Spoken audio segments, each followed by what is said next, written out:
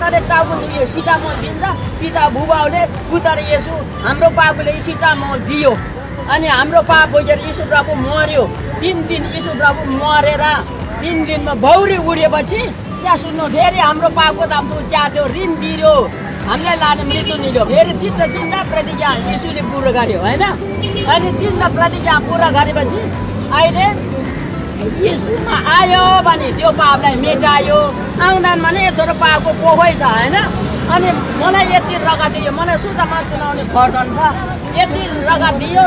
अनि हिन्दूहरू प्रभुले नचिन्ने चिनेको जति चाहिँ सेतो छ नचिने जति कालो छ मान्छे कालो यत्रो पोको रहेछ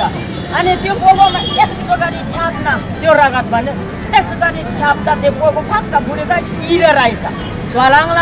किरा हिँड्यो अनि प्रभु त्यो पापको किरा सल्काउँ भन्यो पवित्र आत्मा आगोले स्वास्थ्य सल्कायो अनि एउटाको त्यस्तो गरी सारेको प्रत्येक प्रभुलाई नचिन्ने मान्छेको कोही पनि छैन परमेश्वरले काम गरेको त हामीले परमेश्वरको कामलाई हामीले हेला गर्नु हुँदैन हामीले लिनुपर्छ हाम्रो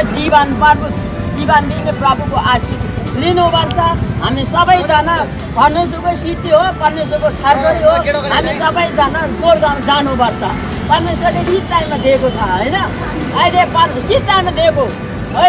त्यही भएर परमेश्वरले सिध टाइममा देऊ सिध टाइममा तिमीलाई दियो सिध टाइममा देऊ मैले सिध टाइममा तिमीलाई दियो अर्कोलाई सिध टाइम बोलिदेऊ तिम्रो गोरो सुने पनि स्वर्गबाट म आशीष दिन्छु क्षमा दिन्छु जीवन दिन्छु भनेको छ त्यही भएर म सुनाउँदा हिँडेको है हो त्यही भएर अर्को आशीष पाएको मान्छे बोल्यो भने सुन्ने जातिलाई आशीष परमेश्वरले दिने परमेश्वर तपाईँको मेरो परमेश्वर एउटै हुन्छ